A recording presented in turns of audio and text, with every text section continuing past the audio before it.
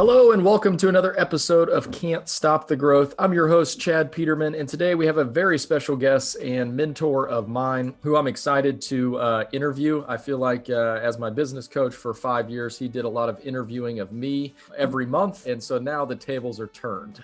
So this ought to be exciting. I know he has a ton to share with the audience as it relates to leadership, growing companies, investing in people, and creating culture. Without any further ado, I would like to welcome the COO of Redwood Services, John Conway. Welcome to the podcast, John. Chad, I'm glad to be here, and I thought I was glad to be here till you gave that introduction. I went, I might be on the hot seat today. Yeah, I was on the hot seat every month until I got smart enough to invite my managers to the monthly call so that they could take some of the brunt of what I took for, I think, the first 2 years is just you and I met usually. But all good stuff and a big reason as to why we have had some of the success that we've had. So I guess before we get started, this being, I guess technically they started playing last weekend, but this is like the first official weekend of college football, which I know we're both excited to see back. Thoughts on Lane Kiffin? Thoughts on Lane Kiffin? He is your coach now, right? No, because Lane is the coach at Ole Miss, and Ole Miss is the arch rival of Mississippi State. So, all right. So thoughts on Lane Kiffin? What you got? Yeah, Lane has definitely put together a pretty good squad this year and pretty good set of receivers. He's put together a lot of talent. Now I guess what you'll see is will the talent follow him? Yep. And so even in business, there are a lot of people that can put together a lot of talent, but then they can't lead them. Yep. And so we'll see, but he certainly got the stable full, and we'll see what happens at the end of the day. You still got to play the game. Yep. Now, where did your boys go to school? My youngest went to Mississippi State. Okay. And then my oldest went to Delta State. Okay, I knew that. I don't know why I thought Ole Miss, but you're all pretty close down there next. Yeah, to they are Memphis. pretty close to each other. They sure are. Perfect. Well, wanted to get that. I know we're big. You and I are both big college football fans, so it'd be exciting for some games to kick off. I think we've got what's the big one on Saturday is Georgia Clemson. That should be a one to definitely watch. As we get into it, why don't you give the audience a little bit of your background? Obviously, I've mentioned you were my business coach for 5 years with Nexstar, have since transitioned into a new role. So maybe give us a little bit of what you did before Nexstar, kind of your role at Nexstar, and then what you're doing now.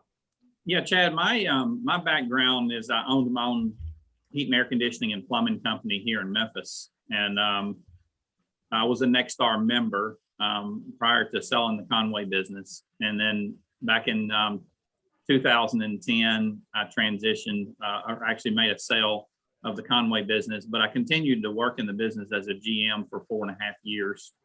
And I had been a Nexstar member, joined Nexstar as a member in 2004. And and my business was really struggling when I joined Nexstar. And so I've got a love for Nexstar and their processes and even my coach, Jim Hamilton. And a lot of that just had to do with, the processes that I was taught through Nexstar that turned my business around. And at the end of 2014, I had spent about 4.5 years with a company that I sold to, and just felt like it was time to go do something different. And I always wanted to go to Nexstar.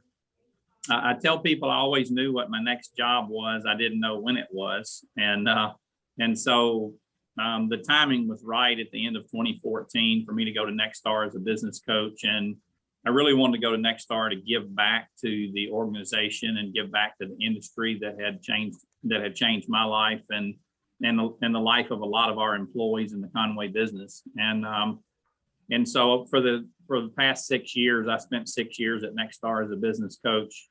And I looked at that. I think Jillian would tell you, the president of Nexstar, Jack Tester, they would tell you that I always viewed my time at Nexstar as an honor to work for Nexstar. It was never an opportunity to work there. And I spent 6 years there. Felt like that I would retire at Nexstar. And then about in the fourth quarter of last year, or really about this time last year, I met a young guy named Richard Lewis, and for myself at 50 years old last year, I also had this feeling that I had one more run left in me, and Richard did a great job of scratching that itch for me, and basically Redwood Services is a family of companies that invest in partners with businesses around the nation. And Richard and I had several meetings where Richard was really focused on a people first environment and really treating people right. And I also had a desire for that as well. And we really meshed there and seemed to be very like-minded. And so at the end of 2020, I left Nexstar to become the COO at Redwood, and we're just having fun, and really excited about the great things that we got going on here. Awesome. Thanks for sharing that. I think that definitely gives a really good picture of a bunch of things that we can jump into. One thing that I want to start with, and it just kind of hit me, which is weird that it did, but I've had the pleasure of working with, as part of Nexstar, working with a lot of your, I guess we'll call them kind of former employees that from back when you owned your own company, and which are all just incredible people, and just have an understanding of the business unlike most. But what did you do back in those days when you were running it? And I think it speaks volumes to you as a leader that they've followed you to Nexstar. Obviously, you're not going to follow someone that you don't trust and respect as a leader. What were some things that you did? And I know a bunch of these, but what were some of those things that you did to kind of create that culture within your company that allowed those people to grow and mature in their role and chase their opportunities? Well, Chad, it's a great question. A lot of the people that you're referring to that are currently at Nexstar now, I would kind of refer to as rock stars in the Conway business. And by the way, there's still some rock stars in the Conway business today. However, the ones who followed me to Nexstar over time, one of the things I've always thought about as it relates to rock stars, you have them in your business, Chad. I had them in my business, but rock stars can work anywhere, and they need to be given the opportunity to grow. Because if they're not given the opportunity to grow and they're not supported properly, they'll go somewhere else, and it may not be most of the time. Quite frankly, Chad, people leave companies. Number one reason that people leave companies is they don't feel appreciated. It very, very rarely has anything to do with money. And so, you can get money anywhere. You can go down the street and get, your employees can go down the street and get money somewhere else. But at the end of the day, it's a level of appreciation and really also being intentional. Being very intentional about growing the leaders in your business, being intentionally focused on, hey, what does the next chapter look like for you? What is your career path? If someone's a CSR in your business, which is really one of the most important parts of your business, just really giving their managers the runway to say, hey, what's the next career path for this CSR? If they're looking to be on a career path to do something different in the future, how do we foster that? And so, there is the old saying that people talk about, if you develop people too much, they might leave, and I say, if you don't develop them, they might stay. So, so at the end of the day, create an environment that people can be successful in. And you know what, if you create something in someone so much that they need to fly out of your nest, that's okay. You've invested in people. Absolutely. I've had had said at one point in time, it's your job to prepare them, whether that's at your company or somewhere else, to be successful. And if they go somewhere else and are successful, well, then you can claim that you played a part in that success, which is a good thing. And I think that's extremely important. And I think it's something that, as you said, scares a lot of leadership. Well, shoot, I don't want to train them to be too good. Well, shoot, they may leave. as you said, they may also stay, which is maybe even worse. One thing that I think, just looking into our business, that you mentioned something important there is, making sure they feel appreciated. One of the things that I feel like when you get rock stars is you have to work really, really hard to surround them with other A players. They want to be in the company of others that are high performers and ready to run. What would you say were some things that you did, or maybe even do today, that kind of foster that mentality of recruiting and really finding the right people to fit the culture of the company? Yeah, Chad, first of all, I would say that I didn't always get that right. But over time, as I'll just use like Tracy and Robert and Jason Green, some of the managers that are still in the Conway business today, over time, as that group got better and better and more mature and growed, they were good at also identifying who should be in the business and who shouldn't be in the business. And so, we would occasionally laugh about it, because I would hire somebody, and then, I'm sure we've all done it. And then 90 days later, I would go, was I even in the interview? How did I hire this person? And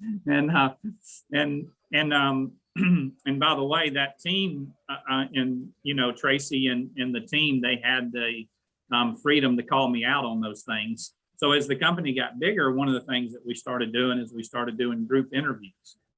And so then it wasn't just me making the decision, of does this person fit with our culture? Will they fit with our team? But it was also, the team saying, hey, this is someone that we need on our team. And quite frankly, just having more perspective about the person really protected who we brought into the company, because your culture is critical.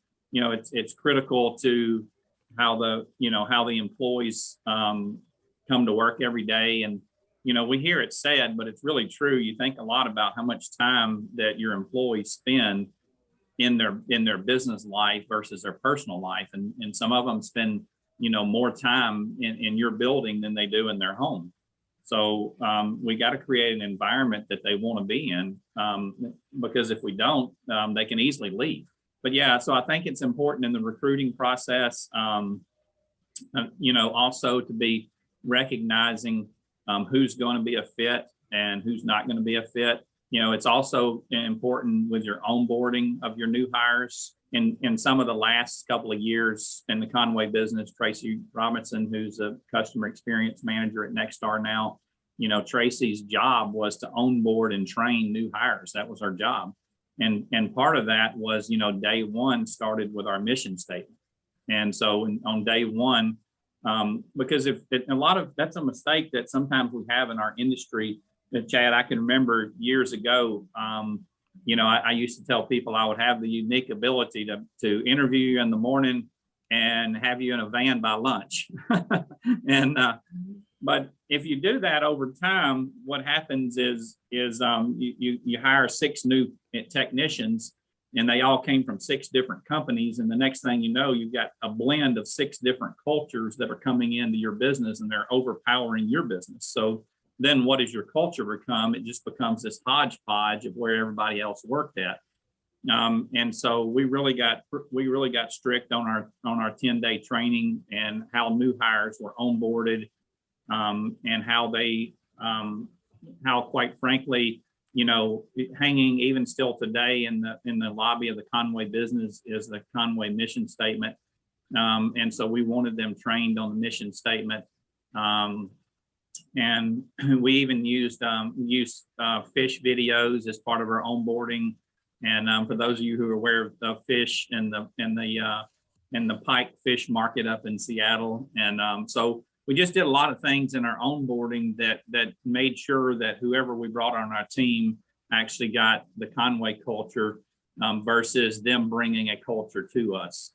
A lot of things to unpack there. I think the one that you talked about there towards the end was just the onboarding. I think this is an area where you know, you can be the best darn leader on the face of the planet or think you are, but if you don't get onboarding right, you're gonna be fighting an uphill battle from the very outset, because if they don't know what to expect and they don't know what you expect, then you're going to have a very tough time connecting with that person and driving the organization forward.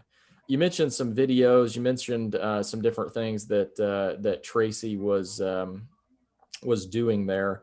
How do you view kind of the action behind culture? I always say that, you know, culture is not stagnant. It's action. It's what you're doing on a daily basis. What would you say to that notion that culture has got to be an active thing in the company? Yeah, Chad, that's a great question, because you're right. It's I've had that even as a Next Star coach, where I spent time with Next Star members who quite frankly had a bad culture, and they knew they had a bad culture. They just didn't know what to do about it. And the thing about culture is culture can be changed. If your culture is not what you want it to be, just start today and say, I'm going to change it. And if your culture is really good, you also have to recognize that you could have some people in your business attempting to change it, and they might not even know they're attempting to change it, but they just, come into work in a bad mood every day, and over time that affects your culture. So when you start talking about what are the actions behind culture, or especially about behind building a good culture, a lot of it, one, is how is people treated. How are people treated? What kind of stress are you putting on your people?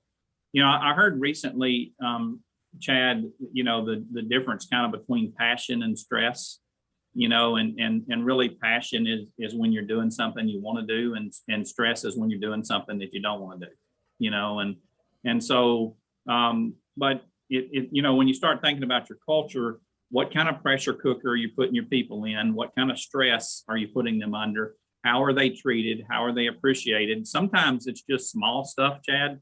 From me being your coach over the years, I was just really big into the small stuff. Well, what's the small stuff?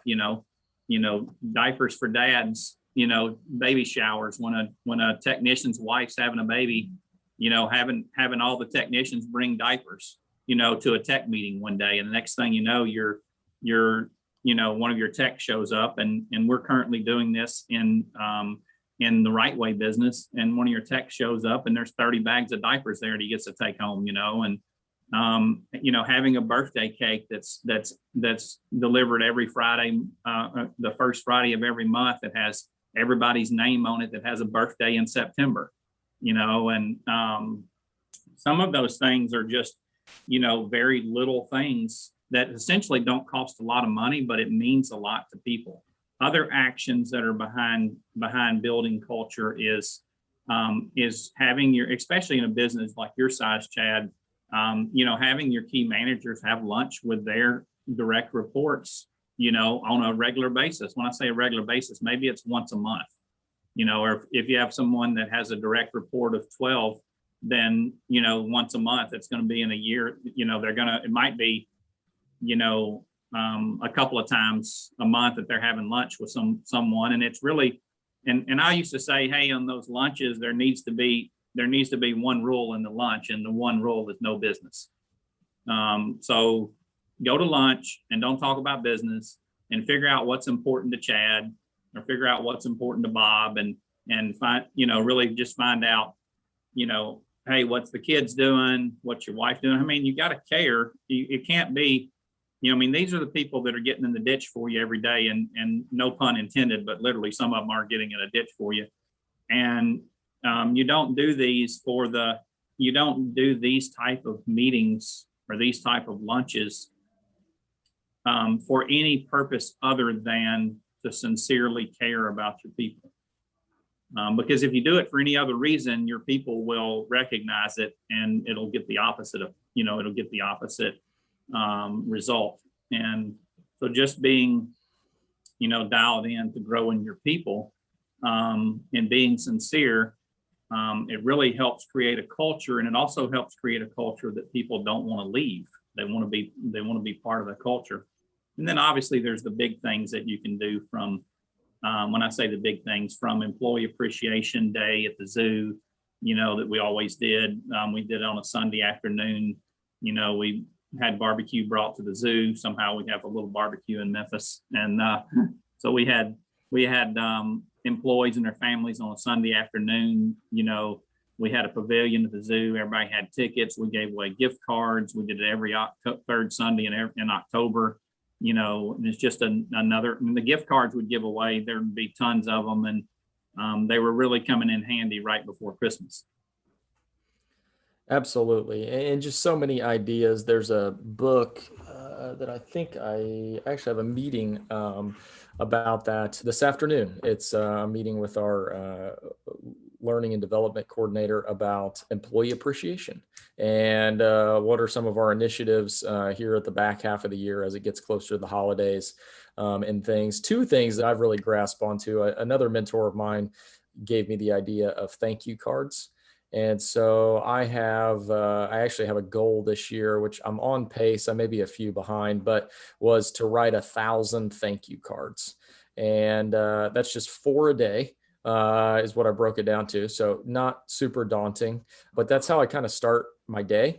And it makes a huge difference. So I'll do thank you cards to employees, thank you cards to employee spouses, different things like that to let them know that, again, as you've said many a times, that they're appreciated. It can go, we're in a very fast-paced emergency service business, and appreciation can sometimes, not purposefully, but can sometimes take a back seat to get the job done.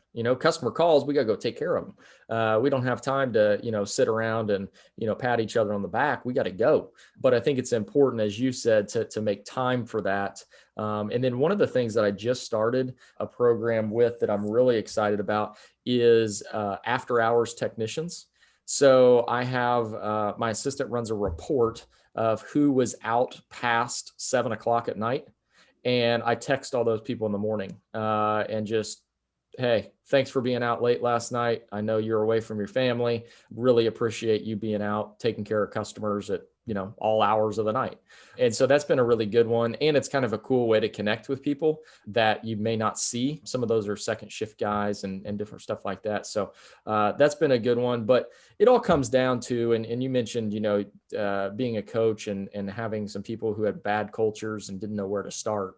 In my experience, it starts and ends with care. And you have to genuinely care about your people. It's not, as Nexstar says, customer service, provide good customer service and the revenue will follow. Well, to me, that goes for your internal customers as well.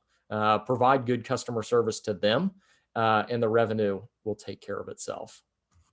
Yeah, Chad, that's a great point. Just making sure that, you are taking care of your people and they'll obviously take care of your customers.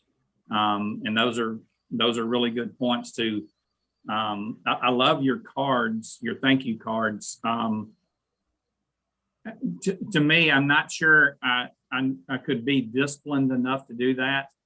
I would love to be that disciplined to do that. And I applaud you for doing that. But David Katz, our VP of operation here at Redwood, from day one, he has been writing thank you cards to service technicians and installers who are getting 5-star reviews in our partner companies.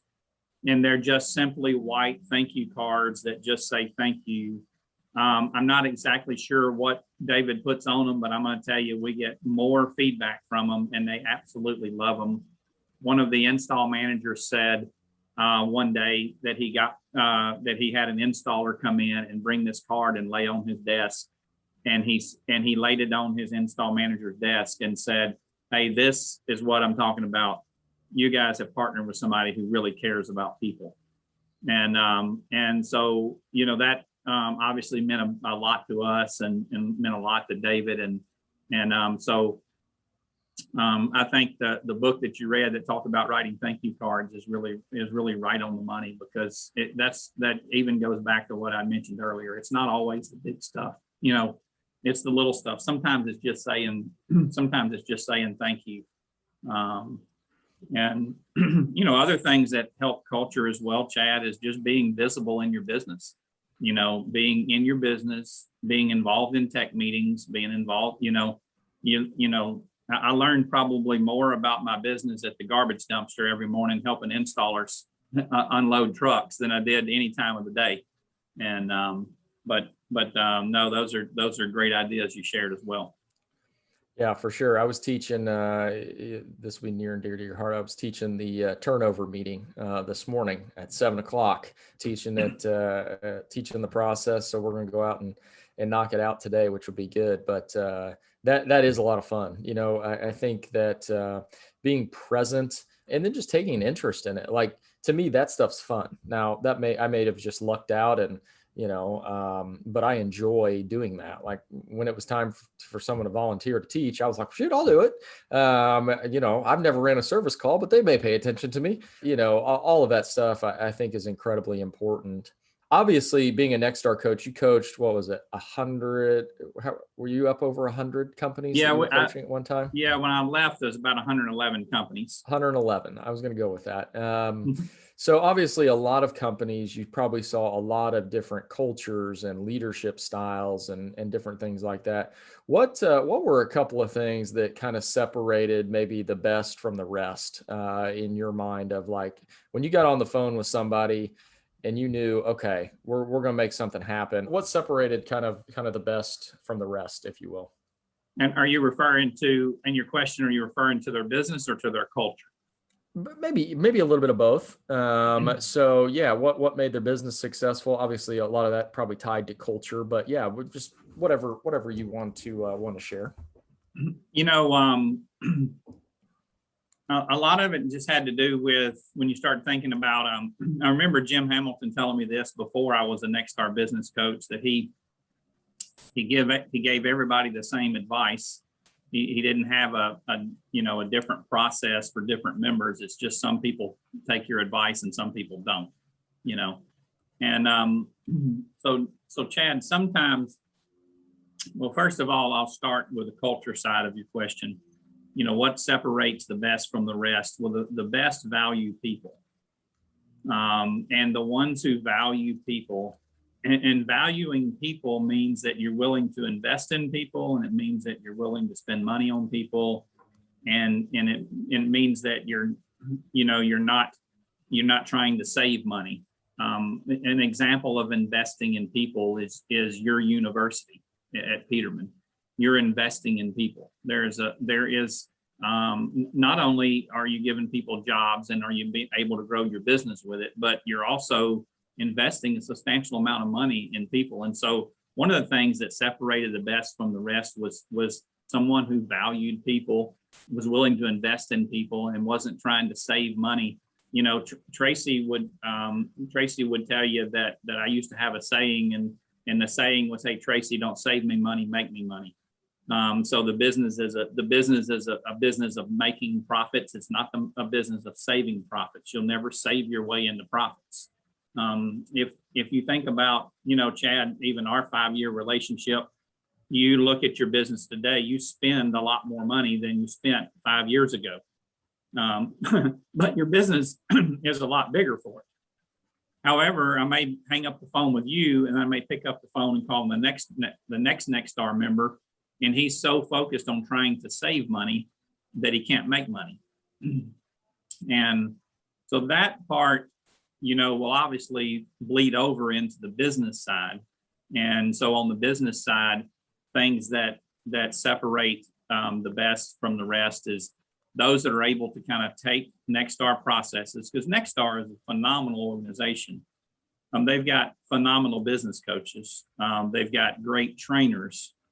But if you think about it, Chad, for you and Christy and your team, I was probably on the call with you, let's just call it 2 hours a month, in some instances, maybe only 1 hour a month.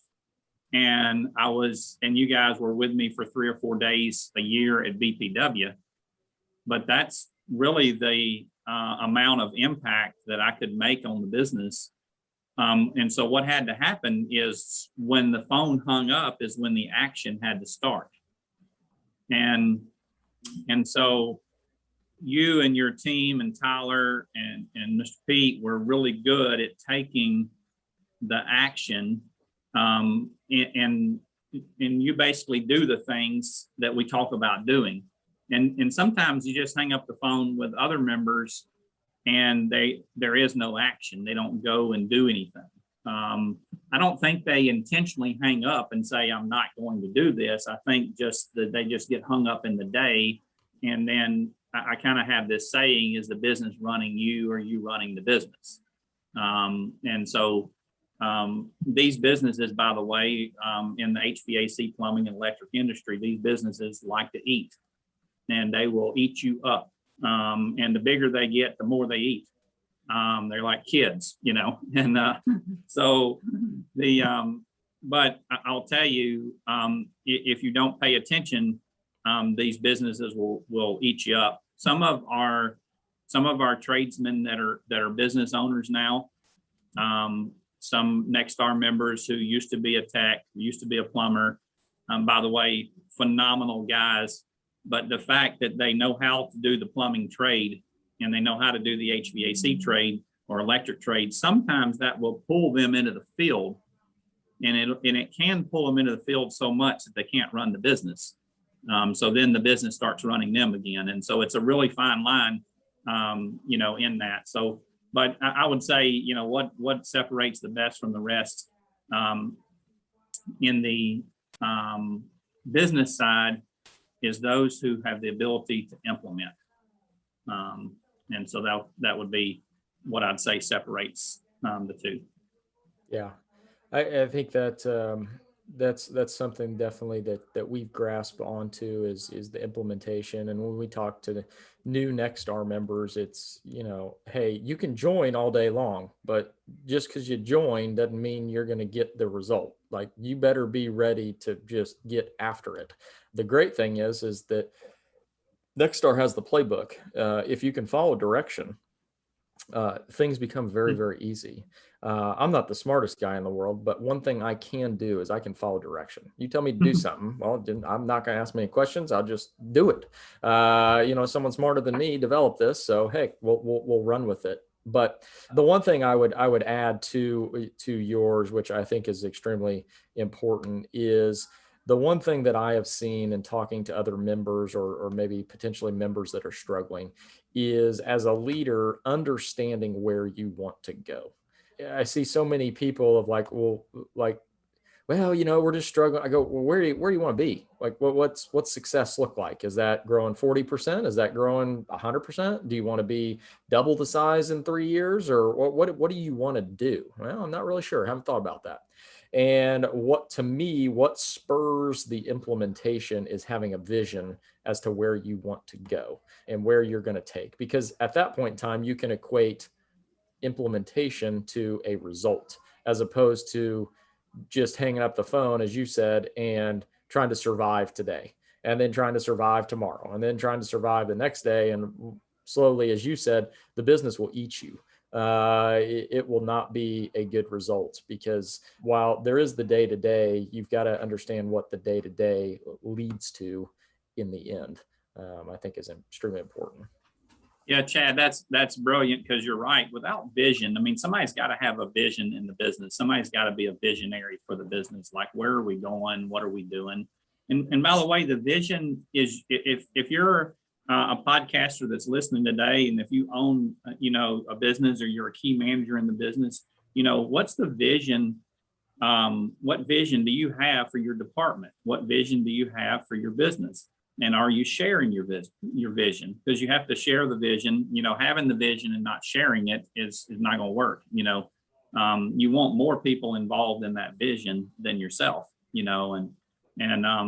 So once you have that vision of what you're wanting to do, and I learned a long time ago. Sometimes people say, "Well, what's vision?" Like, vision's kind of hard to describe. Like, and I heard somebody say one day, "What's vision?" And I remember this from years ago. I'm not sure who said this, but vision, vision is when you have a week's vacation plan, and you're leaving the office on Friday, and you're going to be out the next week. And as you leave the office, you're driving up the street, and you look in your rear view mirror. And as you look in the rear view mirror for that 1 second, you imagine what's going on in your business. and how is your business operating, and what's the, so basically what I'm saying, what is vision? Not only is vision where you're going and where you're looking, but vision is also how your business operates without you. Then your vision is being carried out. If your employees know what the vision is, then they can carry out the vision, for you, even when you're not there. That's why I think mission statements are so important. Mission statements tell a plumber what to do at 9 o'clock on a Saturday night when he's laying behind a water heater. That's what mission statements do. Vision tells your team where we're going. We talk about that a lot at BPW. When we talk about, hey, the Peterman bus is leaving on the last day of the month, and it's going to Indianapolis, going from Indianapolis to California. So how are we going to get there? You start the first day of the month with laying out the vision for what the month is, but also having that overview of what the vision is for the entire company and where the company is going. And hey, people want to be a part of something bigger. And if they know you got a bigger vision, they like to be a part of it.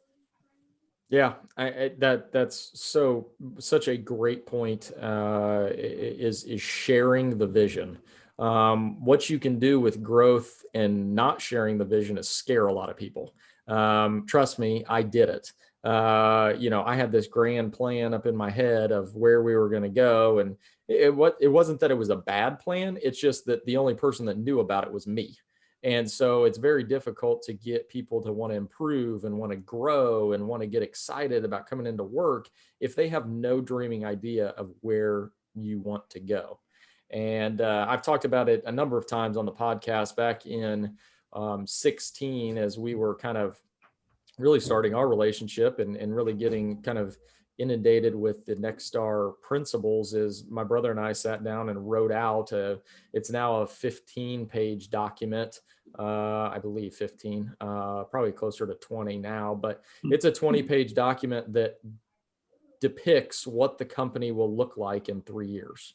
So people can understand of like, ooh, we're going to have that, or, oh, we're going to have this location, or we're going to do this, and what sharing the vision has done for us. I just speak from my own experience, but what it has done for us is it accelerates growth. You got a whole other host of problems, but those are good problems to have. But it'll accelerate growth because people get excited. And you have to think of sharing the vision as getting everybody in the boat to row the same direction. Without sharing the vision, you're the only one rowing. Everybody else is just riding. Well, that's a slow boat ride. But if you can get everybody with an oar, things get really fun really fast. And I think that leads into maybe my next question, as you, have, what did you call it? Your last run, or you had one more in you. To me, and knowing a little bit about what you're doing now, it seems like that is you're taking those principles of sharing a vision, finding great companies, and then bringing them together. So tell me a little bit about at Redwood, what you guys really value, what you're looking for in companies, and how you're bringing them all together to kind of fulfill that vision that you guys have. Yeah, Chad. And lastly, before I answer that question, I would also say, when you got your culture right and your vision right, the people in the boat that are rowing, they quickly recognize those who aren't rowing. Yep. And those get weeded out pretty quick. And you should create a culture that fosters weeding out of people who won't pick up the oar. Yep. And as long as your employees know that it's a safe place for them to say, this guy's not rowing, and not really the first time he's not rowing, but you know how it is over time. So, but that's a great point. So, hey, in the Redwood family, Redwood was founded by Richard Lewis, our CEO, and Richard's just a great young guy. I have a ton of appreciation for him. And Richard spent 12 years or so in corporate America in the home services industry. And he found himself in an environment where businesses were being acquired, and he noticed the businesses eroding in value after the acquisition. And after spending some time really looking into that, Richard founded Redwood Services and said, you know what, I think we can invest in the home services industry in a different way. And quite frankly, almost the opposite of what I've seen in the past. And really utilizing that with a people first environment. And so in the Redwood family, we are partnering, investing in a family of companies. And the reason we call it a family is because we really are looking for the right people. So we don't have brokers scouring the nation for us and bringing us every company that knows how to turn a wrench in every city. Some things that I think about are a little different. We're not doing market analysis to say, oh, this is the right market. This is the most water heaters in any part of the nation. This market has the best weather. But in reality, we are, and a lot of it is with my relationships as well, but we're really looking for the best people. When I say the best people, we're looking for the people that you would want to be around, the people that, the top operators and the top business owners in the industry who may just need somebody to come alongside them and add fuel to the tank. And so we are very excited about how our year's going. We're having a great year, and we've got a partner company in the DC market in John C. Flood in Alexandria, Virginia, and then we have a partner in one of our partner companies is Right Way, which you've been to Right Way in Tucson, Arizona, and we've also we've got many in the pipeline that'll be coming online by year end, and we're just excited about things that are going on. But we're really in that. I think Rick Walter probably put it best.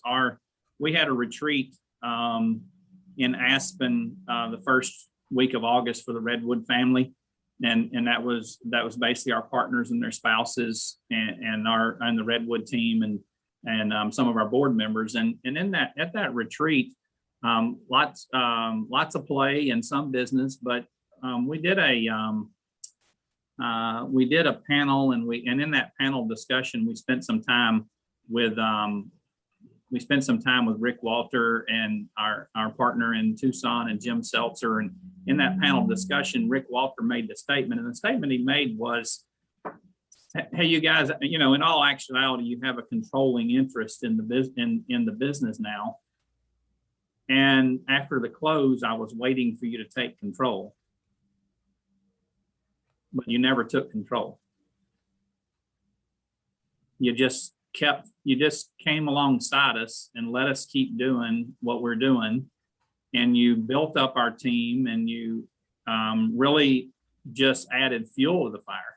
And so it was really cool to just hear someone who's, let's just call it 9 months into our partnership, say how he appreciated that we didn't try to take control of his business, and that's not what we have aspirations to do.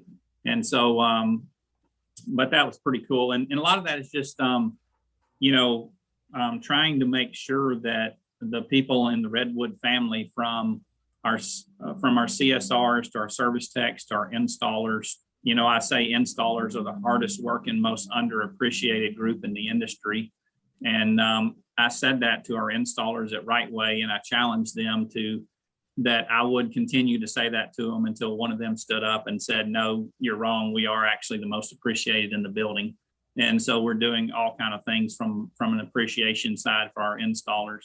But we're in the people business, and we want to partner with the right people, and we want to have fun partnering with the right people.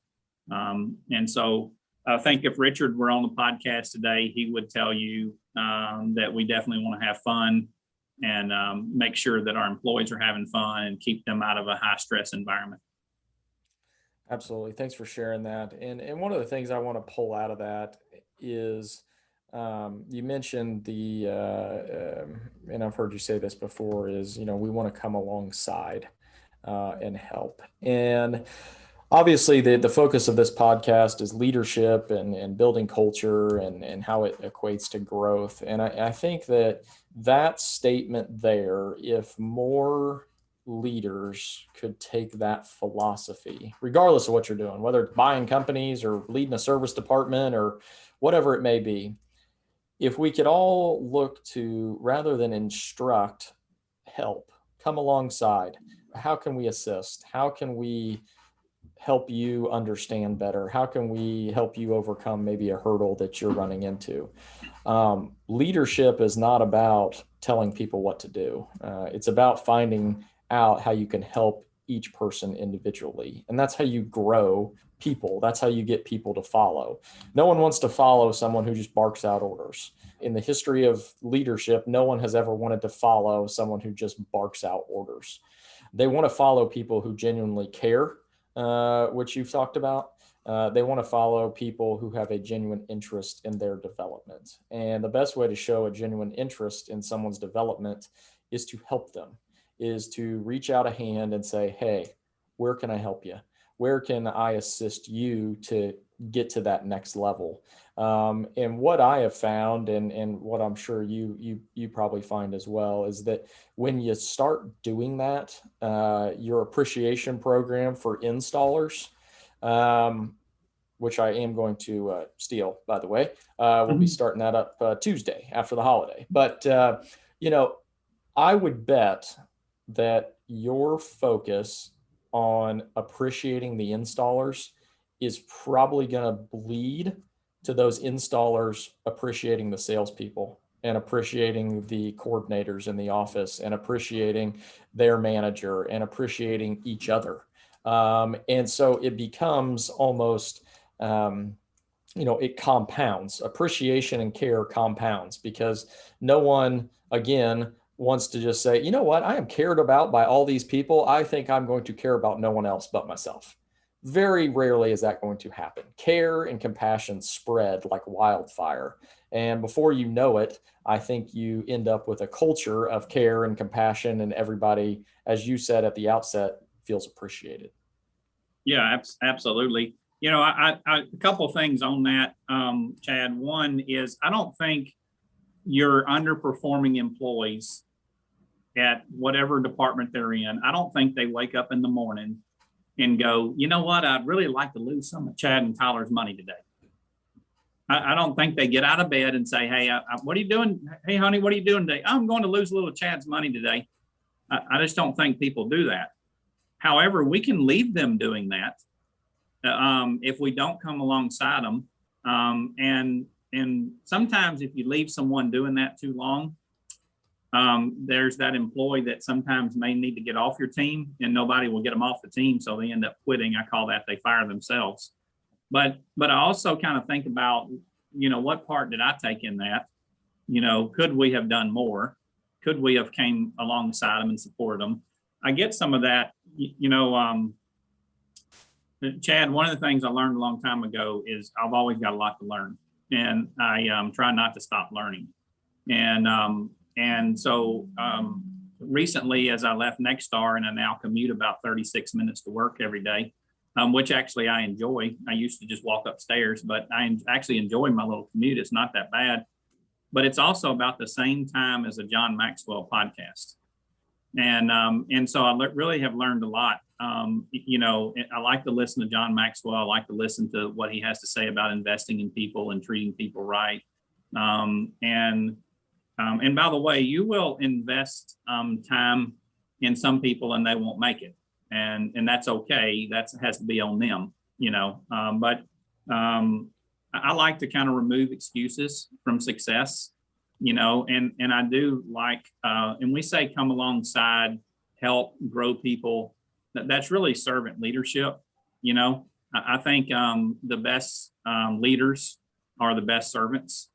And so if we can come alongside technicians and help them grow, if we can be intentional about that, and they know you're intentional about it, and then investing them, I think that goes a long way as it relates to,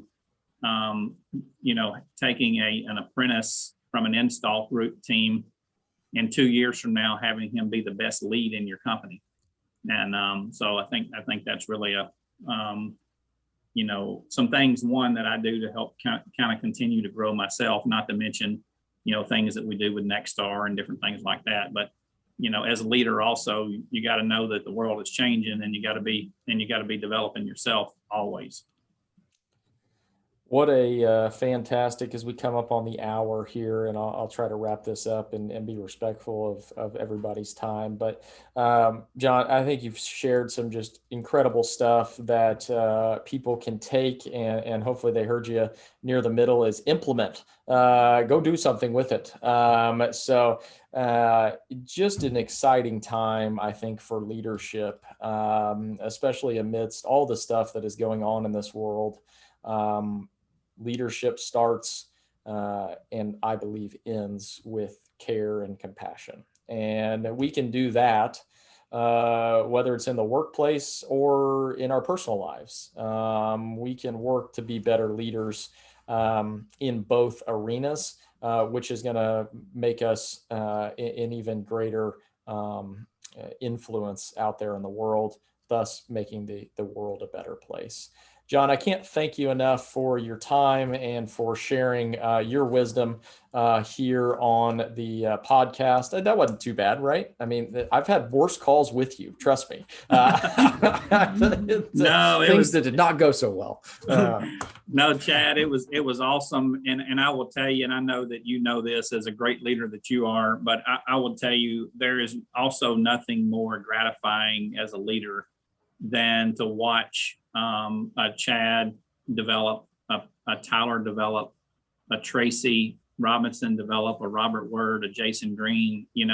When you see what's going on with them today, it just absolutely thrills me with us Conway team that's at Nexstar, and then also even with Nexstar members like yourself that hopefully somewhere along the way I've played a small part in being able to help you develop into the leader that you are today. And there's nothing more gratifying. And I know you're probably already seeing that in what you're investing in others in your business. Absolutely. And can't thank you enough for your leadership as it relates to our growth. And yeah, hopefully the crazy part about that is while you were having a call with just me at some times, and then it kind of grew to our management team, leadership is a funny thing, because there's a lot of people that your example have affected, and they've never met you, but they work here, and because of something you said or something that you challenged us to do, it's provided opportunity for others, and that's pretty cool. And that's the power of leadership. Hopefully this podcast does much of the same. This is just two friends talking about stuff that we've talked about for years, but putting it out there hopefully makes an impact somewhere in the world. So again, thank you for your time, John. Listeners, I hope you got something. I know you got something out of it.